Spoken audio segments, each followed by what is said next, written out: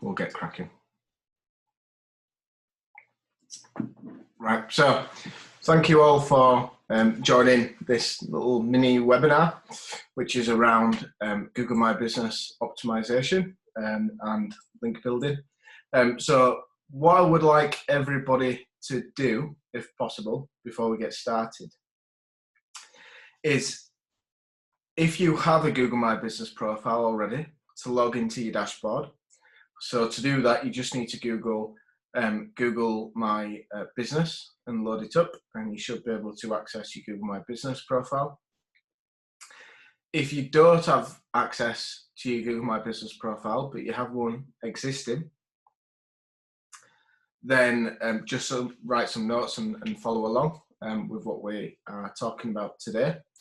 If you don't have one at all, which I think this might be relevant to you, Rob, then you can create one brand new. You can't verify it right now, you'll have to wait for a postcard to come. But you can optimize your profile as we go through it on the webinar. So it'll just help you out a little bit, rather than writing notes and maybe not getting around to it eventually. So a little introduction about who Unbranded Digital are as a company. So there is 6 of us in total. So there's me, who's the UK director. There's James, who is the Australian director. And in the UK, we have a team of 5. So me, Elise, Kyle, Corey, and Brad. And James is solo, yes, some part-time at the moment. So what are we going to cover today in the webinar? So we're going to go through Google My Business basics. So the real basics of what actually is a profile, what information do we need, etc. How do we go about creating one or claiming one? Second, how to optimize that Google My Business profile so you can attract more work online or looking to attract work in the future. These things do take a little bit of time to come to fruition. However, the work that you do now will reap rewards in 2 to 3 months' time. Okay, so the work that we do today on this little workshop / webinar will help your business in the long run. Okay, I know it's really turbulent times at the moment and maybe it can be a little bit difficult to keep positive, but this is something that you can work on yourself. You can track and see the results in real time, and you can get some real kind of pleasure out of doing that. It's something that we as an agency obviously get a lot of joy out of, you know, seeing clients flourish online. We're then going to cover reviews. So why are they important and how do we build them with the Google My Business profile? And lastly, citations. So how to build citations and why you should, because they are super crucial to build. Sometimes it's things that get missed out. People build the profiles, they optimize them, but they're doing absolutely nothing with citations. You 100% should do things with citations, and I'll talk a little bit why in this presentation. So first of all, what is a GMB or a Google My Business profile? So a Google My Business profile is a profile that sits on Google Search. So it sits inside of Search and also inside of Google Maps. So if you've ever used Google Maps, you've ever got the address for a business and from Google Maps, it pulls that information from Google My Business. Now, if you've been sent to a wrong location before, a wrong number from the Google My Business or the Google Maps app, that's because that person has not updated their Google My Business profile. So it's really important, both from an SEO and marketing perspective, but also from a general business perspective. You want accurate information on Google Maps and inside of Search. So just make sure that it is accurate, okay? Where does it show up inside of Search? So this is a question that I get asked about the Google My Business and what's the difference between what appears in the local search, which is kind of here, and what we would call the SERP, the search engine ranking page, and where the Google My Business profile gets positioned in search. So number one, it appears in branded searches. So I searched for Ramsey Skip Hire in this example, who's one of our clients. It appears on the right hand side in a featured snippet with all the information that you would need. How many reviews, basic information, numbers, etc., website directions. But it also appears in local searches. So when I say local searches, this is a search which has local intent. So skip hire, Guiseley. Okay, it's got the Guiseley aspect on there. It's got that location. So we will call that a local search. Another example of a local search might be just skip hire, but Google tracks your location. So it would give you essentially the same search engine ranking page, okay, the same SERP, with the local pack at the top with local businesses, because they know a company in Suffolk could not satisfy your needs in Leeds. Okay, it has to be a local business for you to get the result that you need. And Google has a machine learning, it knows that for all the different search terms. So what you will see is for some search terms, you will get this local pack. And then for some search terms, you won't at all. And it will just be a standard ranking position page, if you like. So with just the SERPs like this underneath. Okay, it won't be any different. It won't have this local pack. So this is really, really crucial. I can't emphasize how crucial this is, okay, these 3 points. Because everything that we're going to do today, these 3 points are integral to the reason of why we are doing the optimization, why we're building the links, and why we'll optimize it in a certain way which will improve these 3 factors. So number 1 is relevance. Okay, and this is an answer from Google themselves. This isn't speculation. This is what Google have said on the forum, on the Google My Business forum.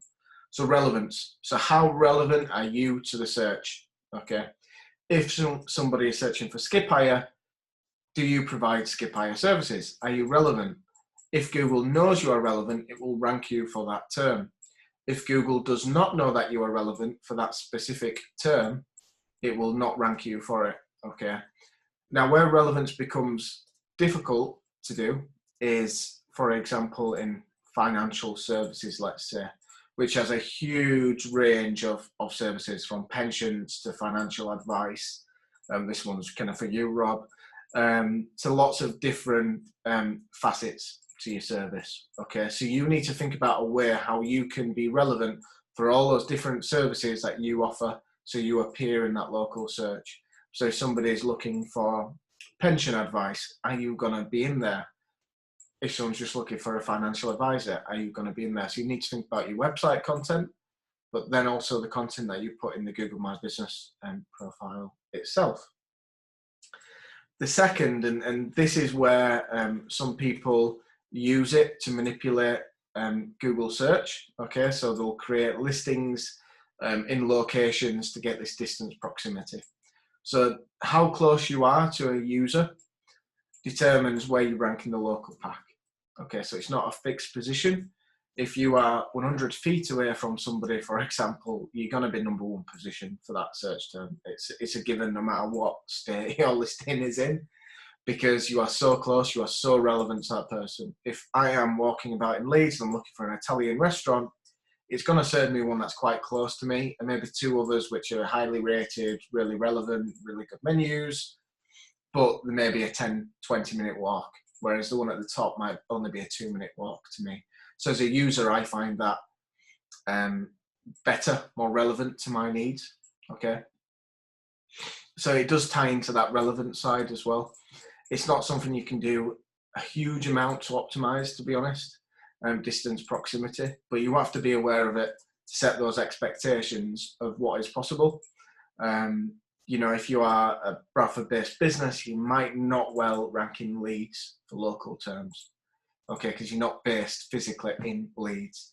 So what you might want to think about as a business and a strategy decision is to move operations to Leeds if your target audience is there, or to open another branch, maybe a small office in Leeds, so then you can start ranking that GMV, okay? And finally is prominence. So Google wants to replicate prominence in real life inside of Google search. So what you may see is quite bigger established businesses might rank higher in search and in local search, okay? Because they're more prominent, so they have more links. they have more reviews, they've been around for longer, so they have more age. Okay, maybe they have overall positive reviews. Maybe they have multiple offices. Okay, Google sees that as being a very prominent, big, established business, so it serves that to users. But you can build this prominence yourself. That was my Google phone, speaking about it. So you want to build that prominence, okay? And we'll talk through how to build that prominence a little bit later when we come to citations, because that is how we can build prominence ourselves. DIY marketing, if you like. This is something you can do yourself. It is time intensive, but we've got loads of time because of this COVID-19 pandemic. So let's use it for something positive and something useful. Okay, so this is going to be a step-by-step guide on how to optimize your GMB profile, your Google My Business. So hopefully everybody now has got the dashboard open, or majority, or you've gone through the process to create one yourself. If not, just again, write some notes and follow along with me. So step one, you need to claim or create your GMB. So I touched on this a little earlier, but if you don't have a Google My Business profile, then you can't optimize it for search. I know it's super simple, but sometimes people have Google My Business profiles that are just either not claimed or they're not optimized at all. But you need to claim it to then optimize it, okay, or create it. So how do you know if you can claim it and how do you claim it? So on this listing, for example, it says own this business ? If you click on that hyperlink, it will then take you through the steps to claim that listing. In 90% of cases, it is advantageous to claim an existing listing rather than creating an entirely new one. And the reason for that is because it's got that age on Google. Remember, we were talking about this prominence. Age is a factor for prominence. So if it has been in search for a long time, it has naturally some prominence anyway. If you optimize that, brilliant. An example of this is it's Ramsey Skipwire actually. So you might have noticed they haven't got very many reviews, etc. But the listing was around for a long time, but it was miscategorized. So the previous owner had categorized it as professional services. Skipwire is not professional services and not an accountant, they're not in that space, okay, they're not business consultants, etc. So just by changing it to waste management, the rankings went sky high straight away, okay, and they started appearing in search because they had that prominence. If we have created a new listing and gone through it that way, it would have taken quite a long time for them to rank in the search. So just claim your existing listing if you have one. So step two. So this is where I'm just going to switch over screens to the actual dashboard. I think it's a bit easier if I go through it with you guys on that physical dashboard itself. If you have any questions, feel free to use the Q&A box. If you see it at the bottom, or you can use the chat. I also see that. So as I'm going through, if there's anything that piques your interest, leave a question. I'll try and answer it as best as I can. And let's go and optimize a GMB. So we will go to this one, I think. Just bear with me.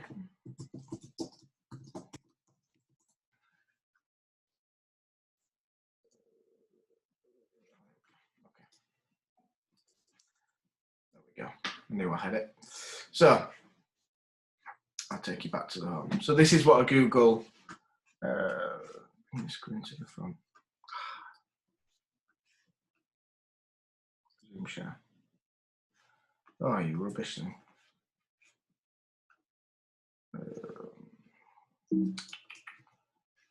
Hang on a moment.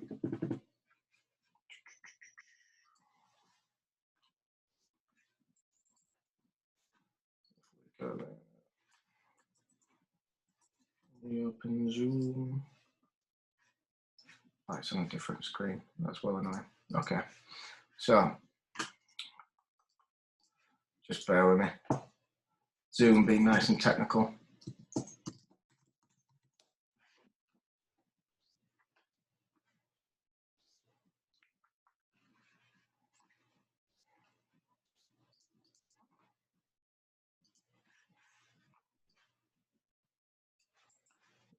There we go. So we will go to our listing. Okay, sorry for those technical issues. Good old Zoom, eh? I don't know. I did a test as well before and it went perfectly fine. It's typical. So this is the Google My Business dashboard. I think there was a Q&A there as well. Let me just quickly. Oh, that's not happening. So this is the Google My Business dashboard. I'll touch on the Q&As afterwards because Zoom's having a bit of a paddy. But yeah, so it can look a little bit complex, can this dashboard? It isn't as bad as it looks. Okay, there's some really simple information that you can put in straight away, and we'll go through the more difficult information to put in the best practices afterwards. So on the left-hand side, you'll see a variety of options. So home is the home screen where you can get your analytics, etc. Posts are something inbuilt into Google My Business where you can now actually give COVID-19 updates. So you should use that functionality if you can to update customers. If you are still open, especially, and if you close in too, it will improve your ranking. We have seen correlation with COVID-19 updates and an increase in upturn in rankings. So just make sure you do that. But we won't touch on that too much today. That is probably another webinar in itself, Google Posts and what you can do interactive-wise. We will look at info. We won't look at insights today. We'll also look at reviews and best practices for reviews. And we'll also touch on services. So there's quite a few things that we can do. Photos, again, we can touch a little bit on. But again, that's probably for another webinar. So if we click into info in the dashboard, what you will see is a screen like this. Now I've got quite a big Mac, so it might look a little bit different for you guys. I'll zoom it in actually, so it's easier for you to see because it might be a little bit small. So at the top here, you have your business name. Okay, so super simple. Okay, but make sure that your business name is consistent. So an example I used was if it was Unbranded Digital Limited, to use just Unbranded Digital, okay, in the company name and use that on all the citations. That's like our trading name, if you like. You have to make sure that is consistent across the web. So your Facebook page should match your Google My Business page. Your Bing business profile should match it, Yelp, etc. Okay, so all these different websites should be really consistent online. There shouldn't be any deviation. There shouldn't be any variance in your name. Okay, so I think David is on here. For example, if it was Douglas Charles, it should be called Douglas Charles on everything. It shouldn't be called Douglas Charles Recruitment on one or Douglas Charles on another, etc. Okay, so you want to make sure that it's super consistent. Now, underneath you have business categories. Okay, now I'll teach you a little trick for how to decide what category to choose, because in some instances it's not really clear what your category should be. They do have quite a lot of categories, but sometimes they miss the mark in terms of what categories are available, etc. I think somebody's just chatted then as well. I would have a maximum of 3 categories for your Google My Business profile. Don't have any more than that, because again, we touched on that relevance. If you offer too much, you're not going to be relevant to the users and to the queries. Okay, so less is more in this. And a trick that you can use to get which categories to use. So you can go into Google search and you can search for your service in your local area, and it will bring up a map pack with the categories. So for example, if we were looking in leads, web design leads, for example, you will see that they're all web designer as a category. So if you wanted to rank for web designer leads or web design leads, you would put your category as web designer, maybe have an additional as marketing agency. If you are wanted to rank for web agency leads, maybe different intent, or design agency, sorry, then it'll be a mix of results. So as you see with design agency, we have the category design agency here. And again, I'll zoom it in a little bit for you guys, because I know it's a big screen. But you also have web designer. So Google sees both of those categories as relevant to that search. Okay, so if you really wanted to rank for web designer in this situation, you would put web designers maybe your primary, and then design agencies your secondary. Okay, if you wanted to rank for both terms. It's about that relevance. It's about less is more. So don't be putting social media marketing engineer, etc., where it's just an endless list. Okay, we do talk about niching down with clients quite a lot to become more profitable as a business. And it also helps your local SEO if you do that. Okay, if you're more specific, it's better for search. Okay, address, again, like I mentioned previously, just make sure this is consistent across the web. If there's any deviation or changes to it, that does cause issues for your ranking. Okay, we call it NAP consistency in the industry, so name, address, phone number. Just make sure it's all consistent. I cannot get consistency across enough. It is so crucial to your ranking online. The next one is service areas. So depending on what category you select, you will get different options inside of the Google My Business dashboard too. If you are in restaurant or hospitality, you'll get quite a lot of options for menus, etc. So just bear that in mind. It can change a little bit depending on what your industry is. But for me, I've got service areas. So there's a few key points with this, which some people are not aware of. Sometimes people don't even fill this in, which is scandalous.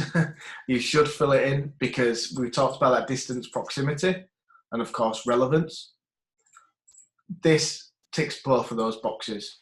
Okay, so if you serve a really hyper local area around you, let's say 2 miles or 5 miles, then put in the nearest villages, nearest towns. But what you can also do is add in postcodes. So for example, BD10 you can enter. You can even go to the detail of going to streets. But unless you just deliver to one street, I wouldn't recommend that, because that is very specific, and it is limited to 20, I believe, 20 or 40 service areas that you can put in. The more specific, the better, but I would only really go to postcodes. Okay, so I would only go to BD17, BD18, BD10, etc. There is tools online as well where you can map out on a map, and it will output all the postcodes. So if you're unsure about what postcode is what, you can use really cool tools like that to get that information. So for us, we've put in quite local areas like Greengates, but then we've also put in bigger areas like Ilkley, Keighley, Bradford, etc. for our own listing. If we wanted to be really hyper-local, we wouldn't go to, let's say, just Bradford, but we'd also put in all the BD postcodes in there if we just served exclusively Bradford. Depending on what industry you do, you might have a different strategy in terms of what areas you are targeting. But to start, I would go more niche, and then you can always branch out once you have that prominence, once you have that relevance. You can then start ranking for other areas.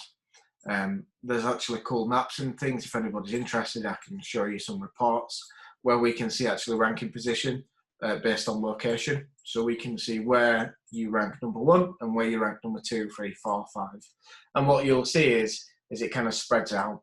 So the closer you are to your location, the higher you rank. And then as it goes further out, the lower your ranking goes.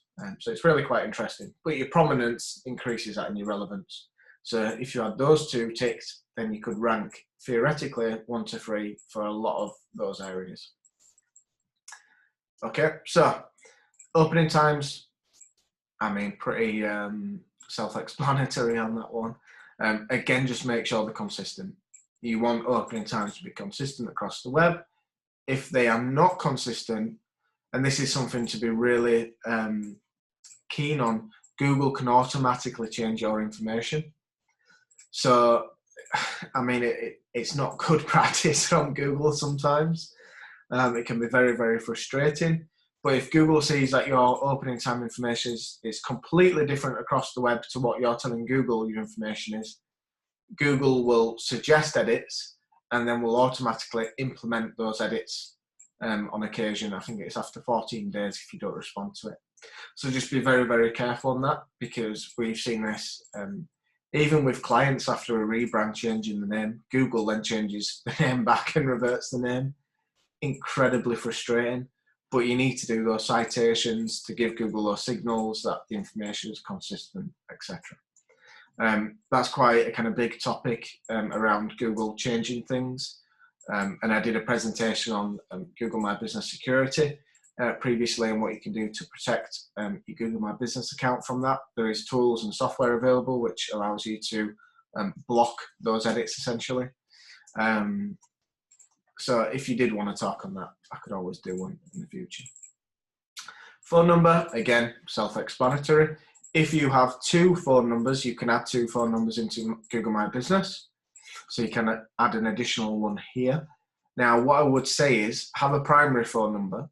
And when you go to build citations, again, which we'll talk about a little later on, if it only allows for 1 phone number, use your primary number. Do not use your primary, secondary, and go back and forth between them. Just use your primary number. If you do all this right from the outset, it will save you so much work in the future, and your agency so much work if you're using a marketing agency. Because if information is inconsistent across the web, it needs to be changed. And claiming listings can be quite difficult sometimes, especially if it's an agency doing it. They will have to liaise with you to get verification codes and all sorts of things. So just make sure that this information is entered correctly first time, and then you don't need to touch it again until that information changes. The @ symbol is what's called a short name. It's what Google have brought in recently. It does have to be unique. Google will recommend short names to you. I think this is probably a feature that they're looking to make it more social in the future. So in the past year, they've brought out posts. They've just recently brought out this short name. So I think they're more pivoting towards Google Plus, which was an old social network for Google, and just trying to build it up gradually. So I would imagine in the future, you'll be able to tag businesses and posts and different things. So make sure it's nice and readable. We've also just got Unbranded Digital. Try to avoid hyphens and things if you can, but you can only choose from what's available. And just make sure your handles are consistent across social too. So for us, for example, we should have @Unbranded Digital for everything if possible. If not, look for other options and make that consistent. It just helps your customers to see and engage with things. Your web address. So this will 99% of the time be your homepage. Now, we have 2 offices, one in Melbourne and one in Building in Bradford. So for us, we have 2 separate landing pages, and this was a kind of little trial for us to see if it actually helped our local ranking, which it did. But Google do recommend you to link to the homepage directly. So link to your homepage, unless you have locations that are scattered around, then you might look to do something a little bit different with it. Appointment links. So if you have a functionality to build, to accept appointments online. So let's say you are a barber, and this can be really, really good. And actually there's integrations now inside of Google My Business with things like Booksy, which allow you to take appointments directly inside of Google search, which is amazing.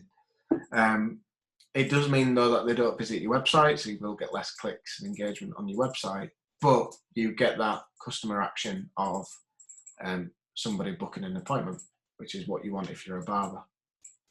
Okay. Now, if it's just a standard contact us page, then Google will automatically remove that. So they're only looking for booking actual appointments or calendars. So just be a little bit careful with that one. If you haven't got an appointment functionality, just leave this one blank. You don't need to fill this one in. And then coming down to services.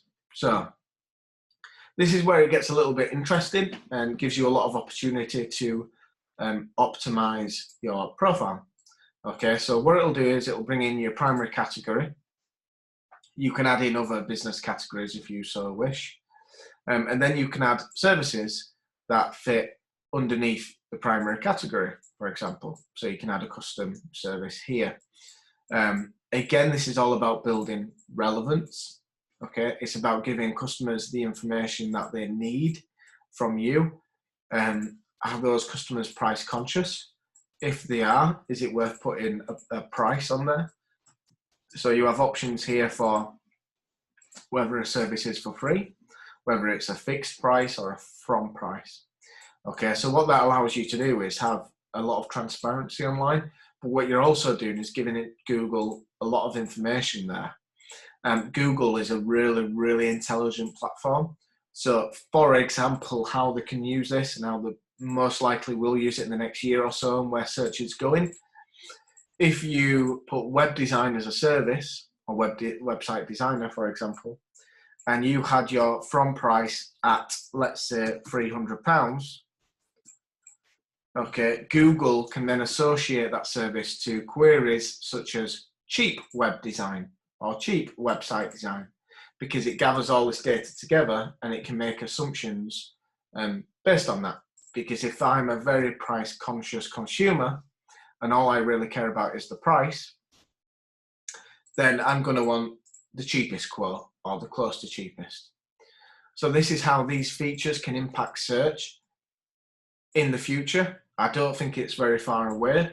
Again, this services is quite a new thing that Google has implemented in the past few months, but that is how it can evolve. So when you're thinking about your business and you're thinking about your brand position and your positioning, are you cheap, are you expensive, etc., you can feed Google that information, which then can get you better quality leads that come in. Because if I price that instead of at £300 at 3,000, suddenly I'm moving into a different price bracket there, and I won't get all this kind of business that would clog up our inquiries, etc., our sales processes, and instead we can get more laser focused leads, which convert better, which are the type of leads that we want as a business. Okay. On the service description, you want to include keywords and topics and themes, make it persuasive for users. Okay, make use of the space. It is a 300 character limit, so there's not a huge amount of space there for each service, but just optimize it as best as you can. Okay, if we go back to info, and what I'll do is I'll just go through the questions, guys, just at the end of this dashboard, so I can just jump back in to answer any questions that you may have on different things.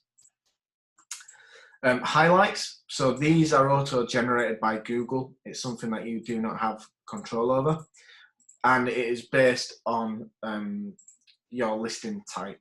Okay, so if you had a restaurant business, you might have free Wi-Fi, delivery available, etc. as attributes. For us, we only have women-led, so unless I get into drag, not really relevant for me, but yeah, one of those. Chris, yeah, it is being recorded. So I'll just go through these questions. So, David Armitage, good advice, mate. Did you say Bing and Facebook? We should have a profile too. So, David, yes, absolutely, you should have a profile. So, this is what we're going to touch on a little bit later on in the presentation. So, I'm not going to speak about that too much because I don't want to repeat myself. But yes, you do need those. They're called citations, and we'll go through a little bit how to build those, how to find them, etc. Carol Booth, if mine doesn't give the option to put bookings on, do I need to change something? So, Carol, no. So the appointment links is available for certain business categories, so it might not show at all for you. Google My Business is always releasing new features, okay? So in the future, it might allow you then to book appointments, or you just might need to add an additional category, business category, or change your category to get those options. And from Chris, is this been recorded to listen through again later? Yes, it is, Chris. I know there's a lot of detail. I wanted this to be very valuable for you guys in terms of what you can do yourself. I've got your GMB profile, Chris, as well, so I think you might have access to that already, but if not, I can sort that out for you. You just need a Google account for that. Carol, okay, as I run a booking system. All right, okay, yeah, so there is options. So if you look at, I think it's Google My Business booking integration. I can send you some things on that later, Carol. But yes, it is possible to integrate it in with Google My Business, and it just makes it easier for consumers to go through. Okay, so final things just on this. So business description. So it is where it says on the tin, add your business description here. You do have a lot of characters available. Make use of those characters. Insert keywords into there. For us, design agency is one. You need to match it to your business categories. If you have website designer, mention website design, etc. Okay. Mention your local areas, Leeds, Bradford, Huddersfield, etc. too. Just make it as informative as you can and make use of those 750 characters. Next one is opening date. So if you do have an opening date, add that in there. The more information you give Google, the more complete your profile is, the higher you will rank in local search. And then it also has an impact inside of the search underneath. So it's really, really important to just put as much detail as you can in there. Lastly is to add photos. So you can add photos of videos, interior, exterior, at work, of your team, of your identity. It's well worth making it as complete as you can. You know, we put some work and things on there. We do need to update it ourselves. Again, we're always busy working on other people's profiles, but it's always one that gets left. Your own stuff, as I'm sure everybody's can agree and testify here. But add as much as you can in there, okay? I'll go through some quite interesting information afterwards on what kind of data Google My Business can actually receive and take and use, which will probably shock some people. But here we go, it's what they're good at. Now, you'll also see something called website, and again, this is quite a deep topic, is the website. So Google My Business allows you to create a free website for yourself. It's a .business site, I think is the URL. It's kind of a strange one. But you can actually use that site as a link building tool for your own website. Because Google, it's a Google-owned property, Google does favour it in search and things sometimes, and you can actually have quite highly relevant links back to your own main, what we will call money site. So it does create relevance in things. So if you don't have any kind of website, it's worth using. I wouldn't touch it unless you're working with an agency and you're going through maybe some local tactics and things. If not, don't use it, don't touch it, but it is something which can be very, very useful in the right hands. And lastly is reviews. So your reviews will appear here inside of Google search with your replies and things. So it's well worth replying to reviews, and especially reply to negative reviews. I know we don't like them. Nobody likes a negative review. Don't take it personally when you do get one. Okay, try and keep you cool, try and be professional, but get your side of the story across too in the reply. Okay, but don't play the blame game. Okay, but how you respond to that review is so crucial to acquiring new customers in the future. The worst thing that you can do is not reply to a review that is bad. Okay, because if you don't reply, you're essentially validating their argument and their review.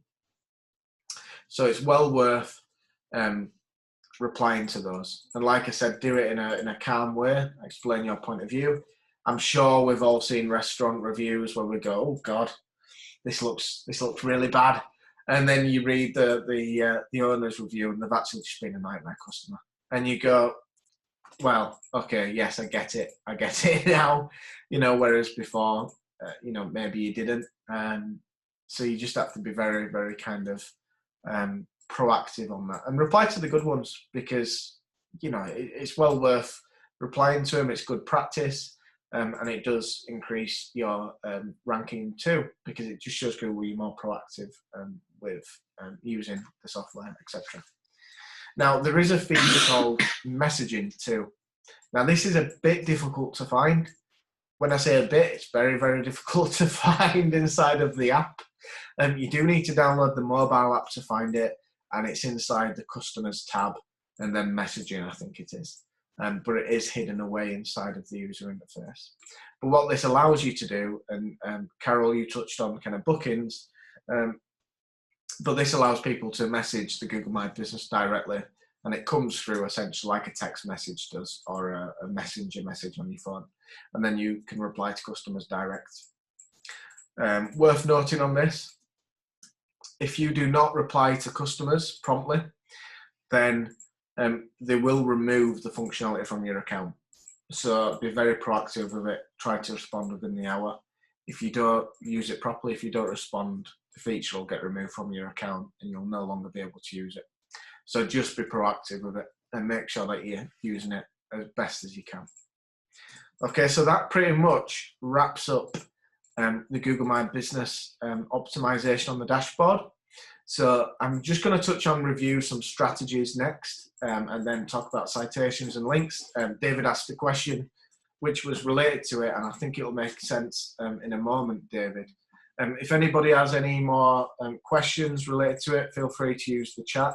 The Q&A function's been a bit funny for me at the moment, but the chat is working, I think. So if you do have any questions related to the dashboard, then please let me know.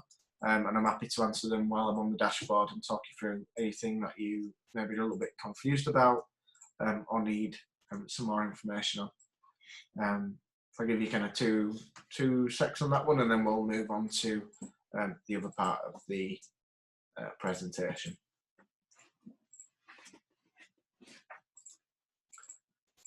Kind of strange that Q&A isn't working though, but there you go.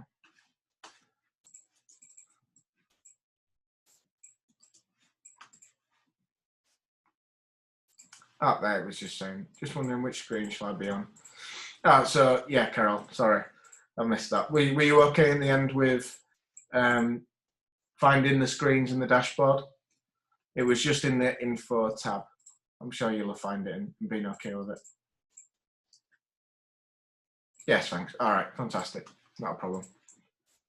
So I'm guessing there's no questions on that one. If you're happy to proceed, go forward, just put your hand up for me, just so I know. Yeah, okay, everybody. Right, fantastic. Right, lovely stuff. Right, so let's move on to the next part of the presentation. So,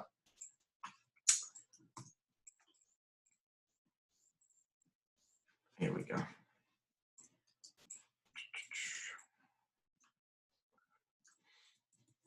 Right, so we've done step 2. We've gone through, we've optimized our business profile. So what is next to do? So it's building positive reviews. So I already covered it quite lightly, but in actual strategies that you can use to do this. Everybody can see this screen as well, I hope. Hope Zoom's not being terrible again. It seems to be okay. So number 1 is ask for reviews in your email signature. So this is something that we do ourselves at the agency, and we just have a little link on our email signature that just asks for a review. Really simple. A few people have used it, which has helped, but it doesn't require any additional work from us. When it's set up, we don't need to then proactively look for these reviews. Okay, so sometimes when we talk about reviews and building reviews, people go, I haven't got time for that. I'm too busy running the business to be, ringing people and asking for reviews, etc. But there's things that you can put in place, which means that you don't have to do that. You don't have to run around. You know, you can just implement steps like that to help you. So number 2, remember as part of your sales process to ask for reviews. So this is just drilling it in either to yourself or your team, your sales team, to ask for reviews.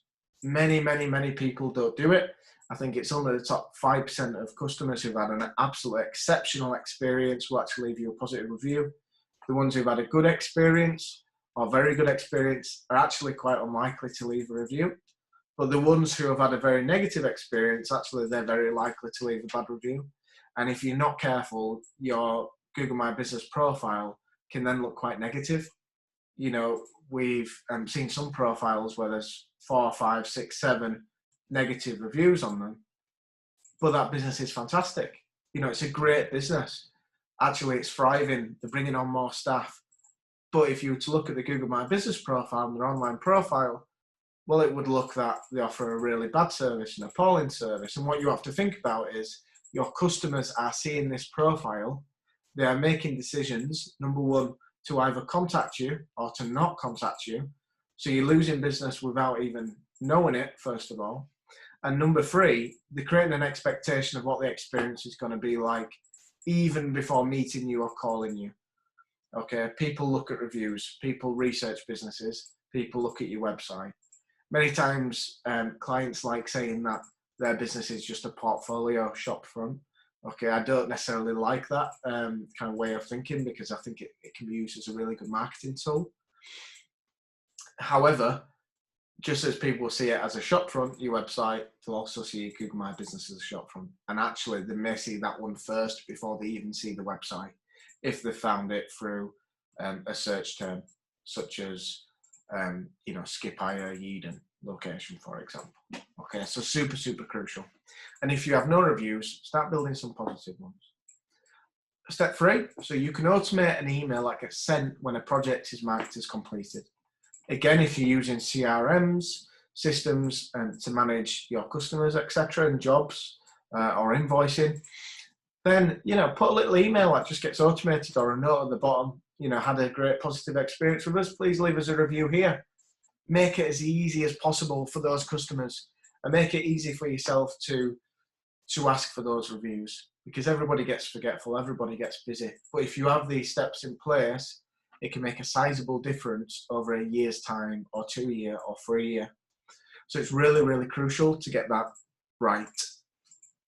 You may need to ask your web agency or your IT department to help you with this, because it can be a little bit technical, but it's well worth doing, because if those positive reviews increase your ranking to appear in that local pack area, that top 3 that everybody sees, that could be worth tens of thousands to you as a business, or hundreds of thousands even. You know, we've got one client who earns close to, I think, 500,000, 300K, I think it is, through local search alone. So it is so crucial to get it right. It can be extremely profitable for you as a business, but you need to put these steps in place.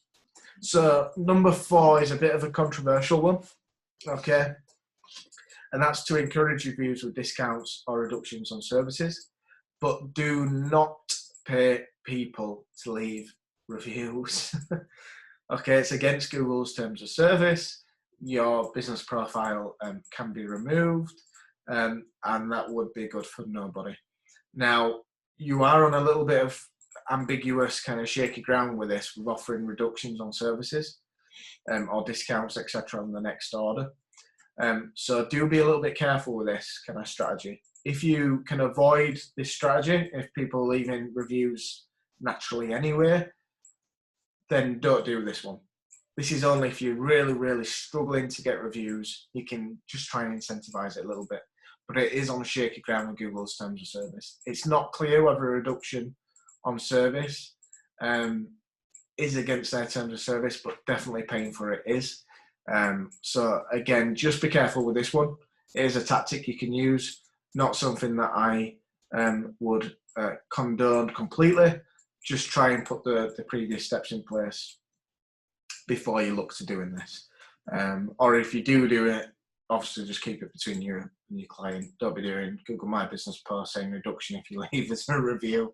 That really wouldn't be a good thing to do. Number 5, so this is where it gets interesting with photos. So I mentioned previously that the photo section can be quite interesting. And this is where it gets interesting for a geeky marketeer like me. So encourage people to upload photos of the job or the product. So if you dispatch something to somebody, I think it's Claire, I think who has a business that sells workwear and things. So if you can get people who, yeah, raised hand, there we go, got it right, fantastic. So if you can get people to take pictures, you know, with the gear on, fantastic, amazing. Get those uploaded then to your profile, okay, or ask the customers to upload them. When they upload those pictures to Google, it has a piece of information that's contained inside of the image, and it's called EXIF data.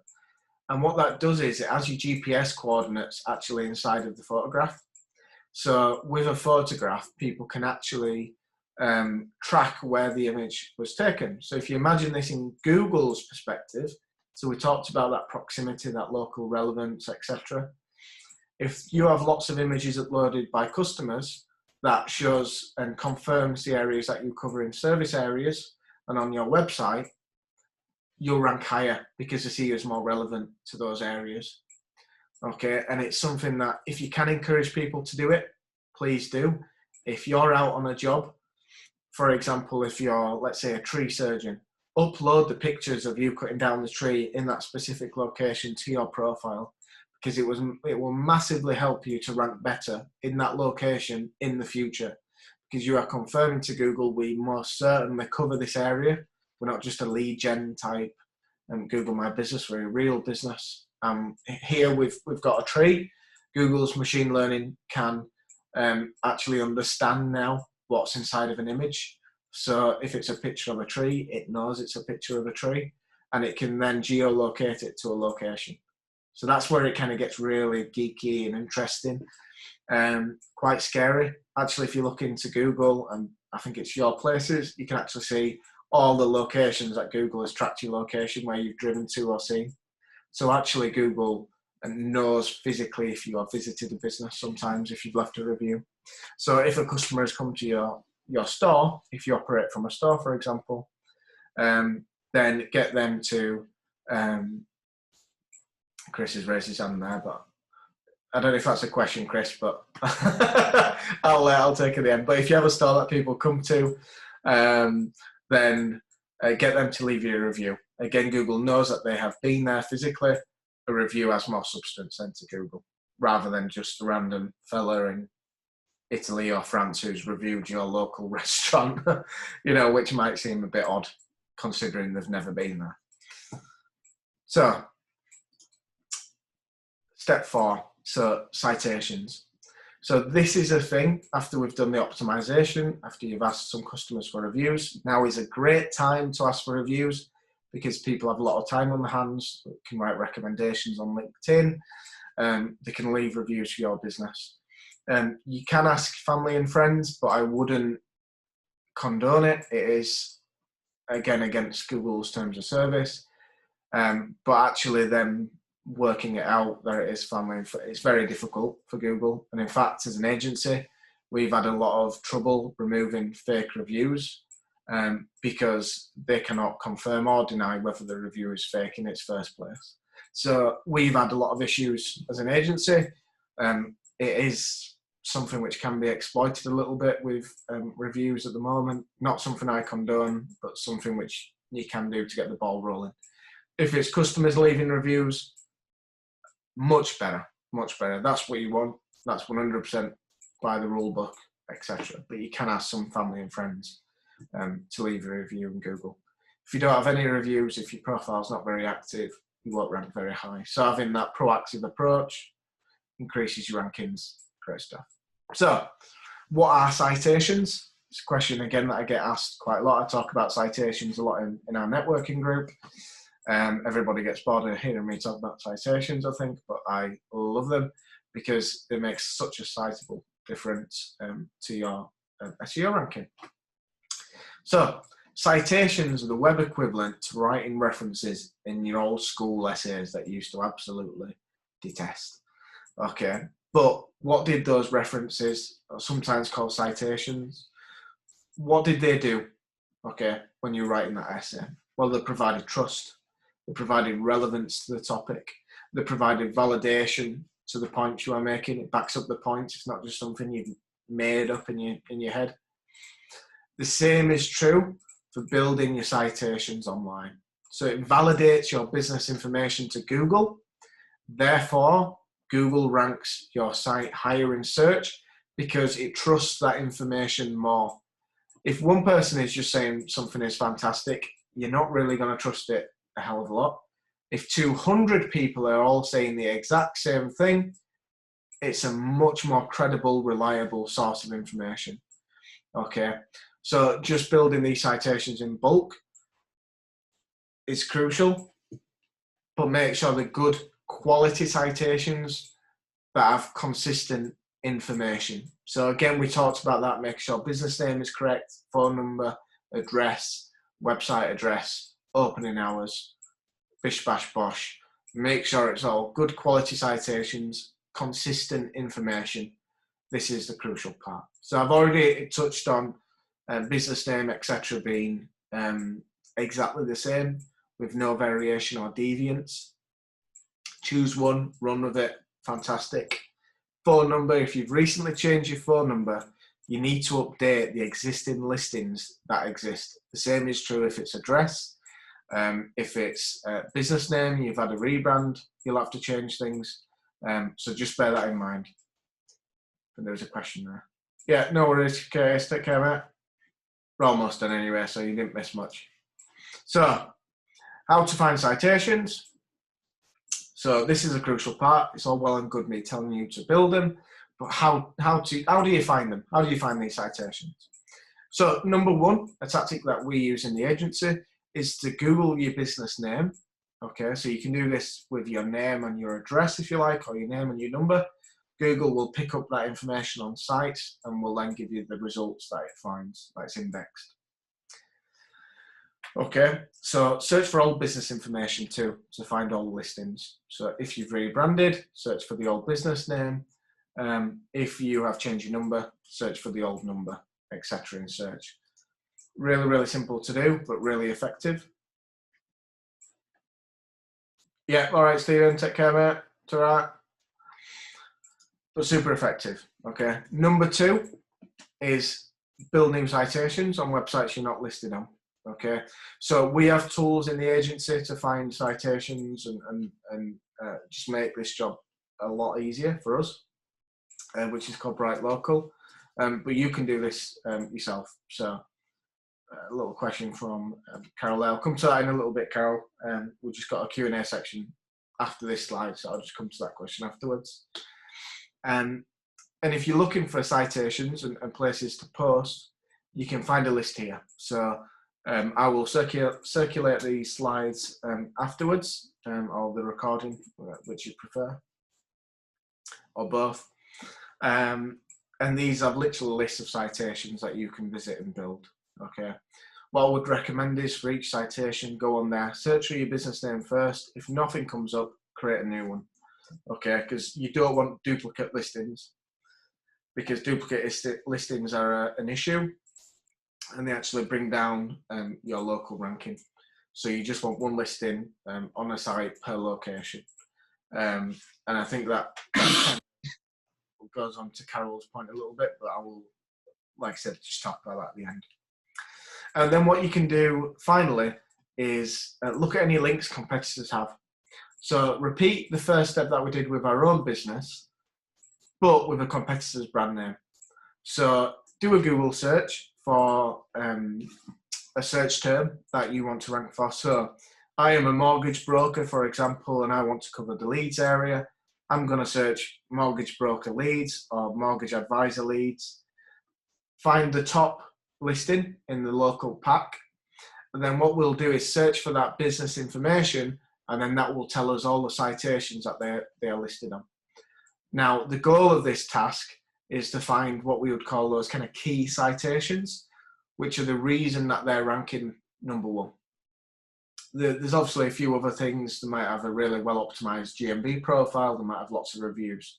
But if they have really good relevant citations, that is one reason why they are ranking so well on search. Okay, so if we do this for multiple competitors, and again, we have tools in the edge that make this easy. Bright Local is one. It is a little bit pricey if you are doing it just for yourself, as it is intended for agencies. But what we can do is we can set competitors and we can have a look at what links they have in common for us as an agency. And then we build those links that are in common. So we get a complete link profile. We get niche directories and other little things to build all this relevance. Okay, so if I'm in a skip hire business and there's a directory that is only for skip hire firms, then that is what's called a niche directory, and that is super relevant for our terms. Okay, so I want to thank you for listening. So thanks everybody.